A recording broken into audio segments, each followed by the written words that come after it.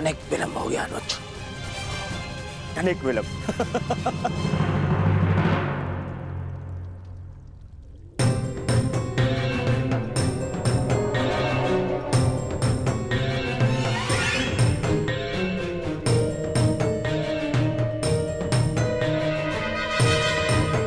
ये चलिया तो सो रहा है,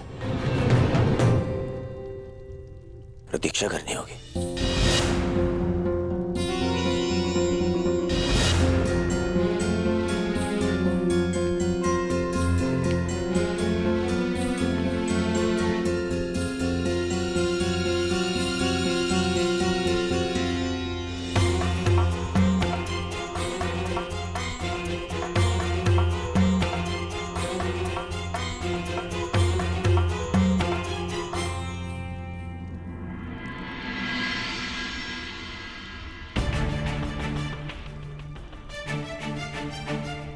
माधव विश्राम कर रहे हैं, जगाना उचित नहीं होगा।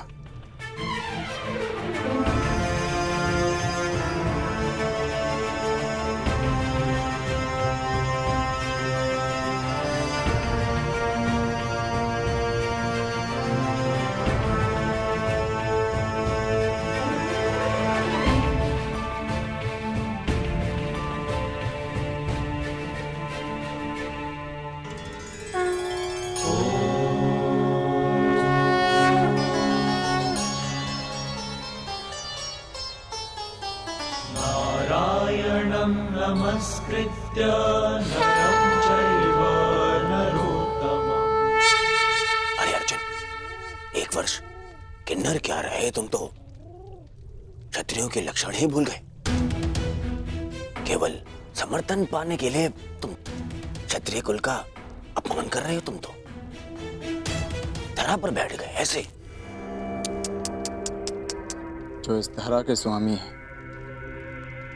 उनके समक्ष ब्राह्मण क्या और क्षत्रिय क्या।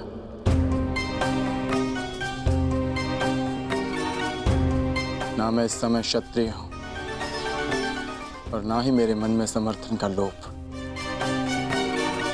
मैं तो केवल इस समय एक भक्त हूं जो अपने आराध्य के चरणों में बैठा है।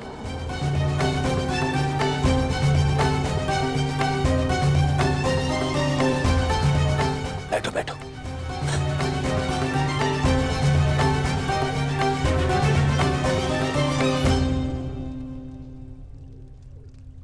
माधव,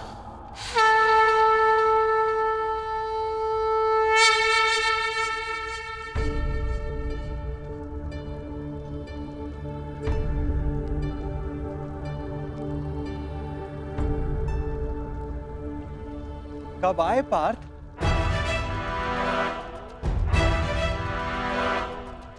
मुझे तो तुम्हारे आने का भान ही नहीं हुआ। आप विश्राम कर रहे थे माधव, इसलिए जगाना उचित नहीं समझा। और तुम नीचे क्यों बैठे हो? इधर आओ, मेरे समीप आकर बैठो। माधव, मैं यहाँ आपका युद्ध के लिए समर्थ। अरे ठहरो, यहाँ पे पहले मैं आया तो समर्थन मांगने का अधिकार मेरा है। अरे दुर्योधन, तुम भी यहाँ हो? आश्चर्य। आश्चर्य है? आश्चर्य तो मुझे हो रहा है। मेरे आने पर तो आप उठे नहीं और अर्जुन के आते ही आपकी नींद खुल गई।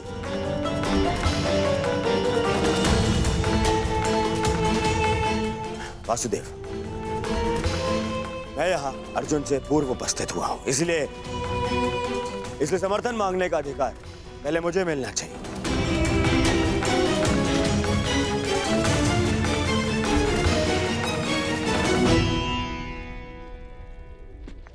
ये तुम्हारा मत है दुर्योधन, परंतु पहले मैंने अर्जुन को देखा, इसलिए मांग रखने का अवसर पहले अर्जुन को ही मिलना चाहिए।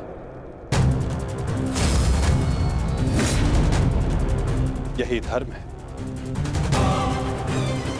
परंतु नियम यह था वासुदेव कि जो द्वारका पहले पहुंचेगा, आपका समर्थन उसी को मिलेगा। और मैं अर्जुन से पहले यहां उपस्थित हुआ हूं।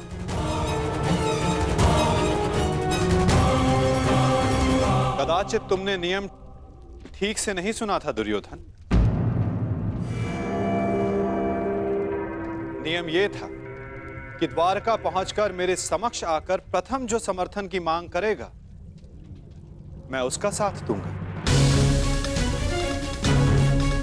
अब आप कुतर्क का सहारा ले रहे हैं वासुदेव।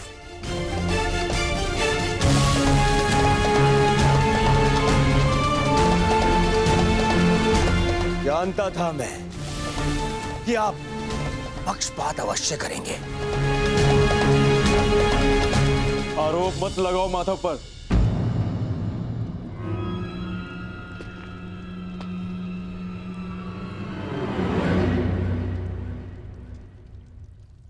दुर्योधन सत्य कह रहा है माधव। मुझसे पूर्व ये यहां उपस्थित था, परंतु आपके पीछे बैठने के कारण आप इसे देख नहीं पाए। इसलिए समर्थन का पहला अवसर दुर्योधन को ही मिलना चाहिए।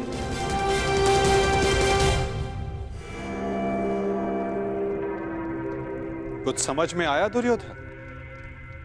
कुछ मांगने के लिए अहंकार नहीं, विनम्रता होनी चाहिए।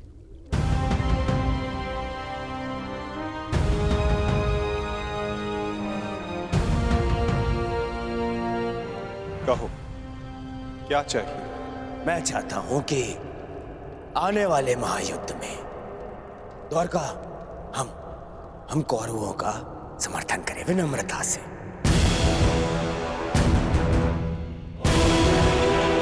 अपनी मांग पर अडिग हो? हाँ, अडिग हूं। मेरी यही मांग है। मैं चाहता हूं कि महायुद्ध में द्वारका हम कौरवों का समर्थन करें। ठीक है, तथास्तु।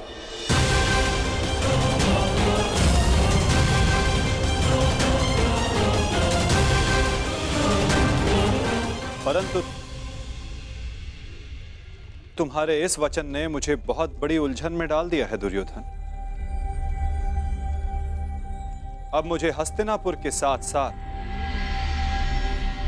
इंद्रप्रस्थ की भी सहायता करनी होगी। असंभव! यह असंभव है। ये पक्षपात है। परंतु तुमने यही तो मांगा है गांधारी नंदन। मैंने वचन बोलने से पूर्व अपने मन की तुला पर उन वचनों को तौल लेना चाहिए दुर्योधन।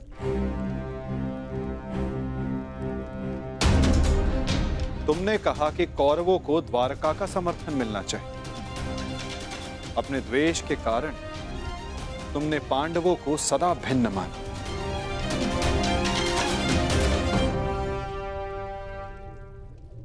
परंतु नीति अनुसार हर कुरु संतान कौरव है और पांडव भी उसी कुरुवंश के हैं जिसके लिए तुमने सहायता की मांग रखी है।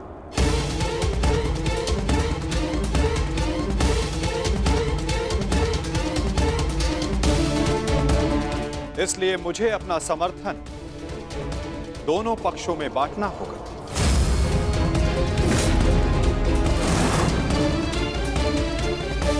इसलिए मुझे अपना समर्थन दोनों पक्षों में बांटना होगा।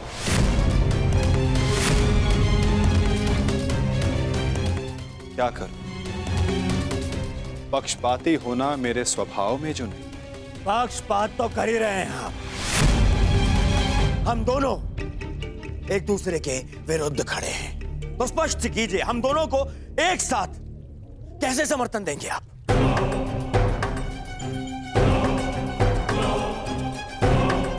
ये भी आपका कोई छल है?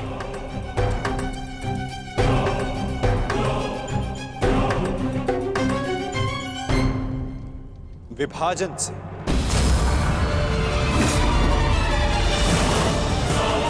पहली बार युद्ध को टालने के लिए मैंने विभाजन का सहारा लिया था और इस बार युद्ध में सम्मिलित होने के लिए विभाजन करूंगा।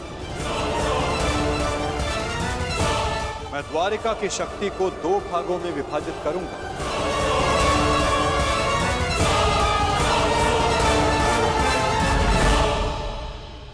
एक ओर होगी मेरी शक्तिशाली नारायणी सेना जो कभी पराजित नहीं हुई,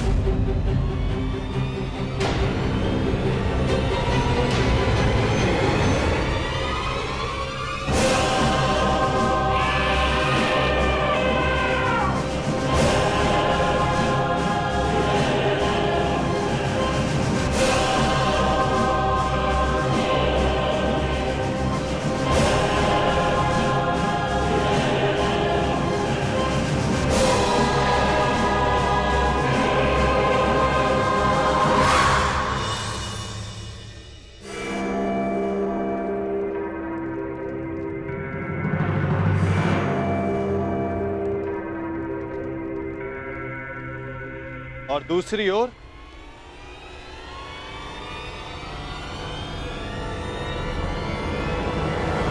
केवल मैं।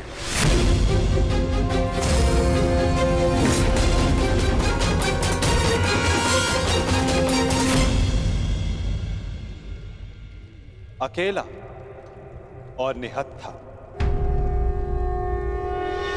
मैं वचन देता हूं, किसी भी परिस्थिति में मैं इस युद्ध में अस्त्र नहीं उठाऊंगा।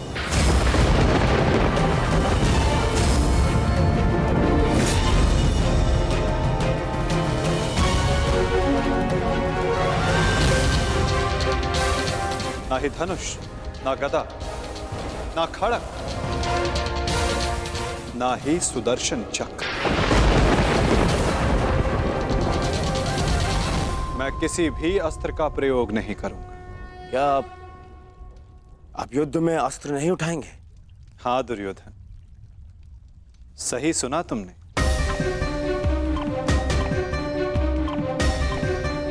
मैंने निर्णय ले लिया है कि मुझे क्या चाहिए।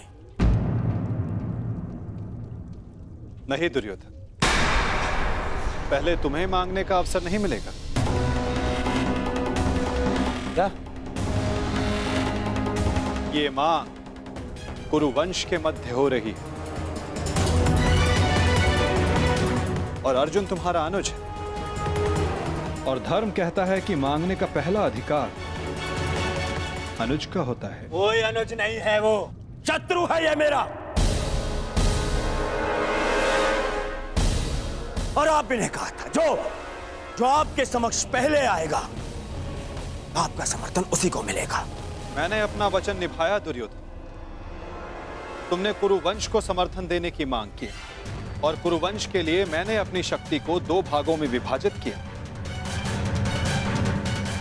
अब विषय नीति का है दुर्योधन, और नीति के अनुसार प्रथम मांगने का अधिकार अर्जुन को। यदि बात नीति की है तो इस अर्जुन का यहां आना ही नीति सम्मत नहीं है।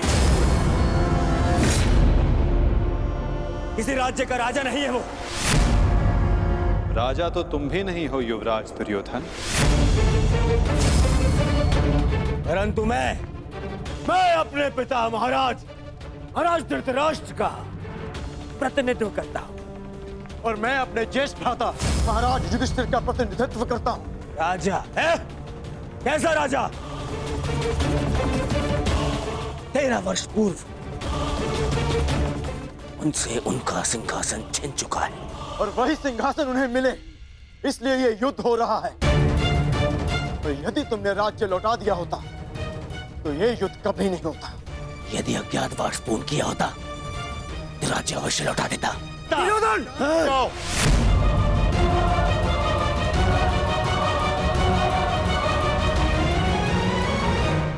यदि अज्ञातवास पूर्ण किया होता तो राज्य अवश्य लौटा देता। दुर्योधन! शांत हो जाओ तुम दोनों। ये मत भूलो कि तुम दोनों यहां अतिथि हो और अतिथि की मर्यादा होती। अपने अतिथि के घर पर यूं झगड़ा करना तुम दोनों को शोभा नहीं देता। तो जैसा कि मैंने कहा, अर्जुन को प्रथम अवसर मिलना चाहिए। आप चाहते हैं कि अर्जुन को नारायणी सेना चुनने का अवसर मिले। मुझे क्या चाहिए इसका निर्णय तुम मत लो दुर्योधन।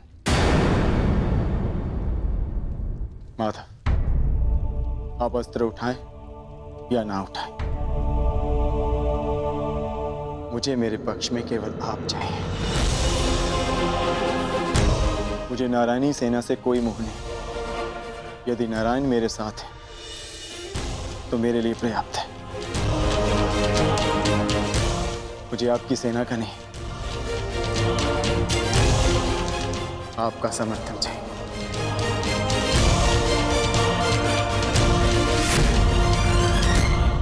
क्या आपको यह विनती स्वीकार है माधव?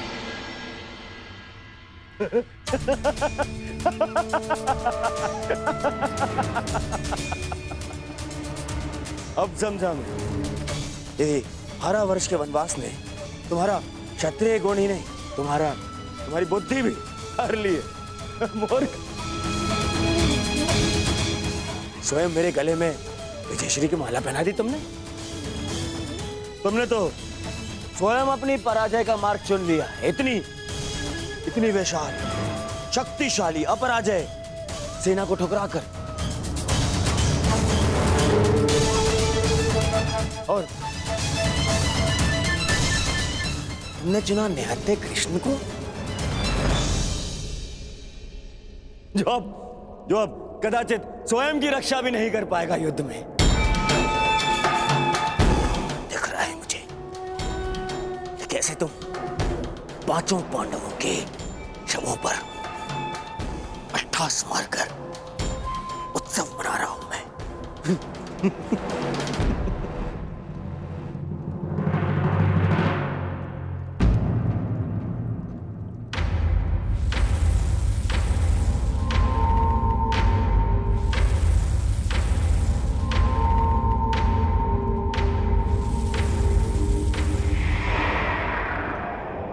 कृष्ण मुस्कुरा रहा है। नहीं, कुछ तो छल है। अब समझा। नारायणी सेना मुझे दे दी, जबकि उसके स्वामी तो आप स्वयं हैं। वो अपने ही स्वामी पर प्रहार कैसे करेगी? उल्टा वो तो हमारी ही सेना को हानि पहुंचाएगी। नहीं, ये छल है ये। नहीं दुर्योधन, यदि ऐसा होता तो मैं पहले ही तुम में से किसी एक को पूर्ण समर्थन दे चुका होता। पक्षपात ना हो, इसलिए मैंने अपनी शक्ति को 2 भागों में विभाजित किया है। परंतु क्या है ना वासुदेव, मुझे संदेह है कि आपकी ये सेना मेरा आदेश नहीं मानेगी। अवश्य मानेगी।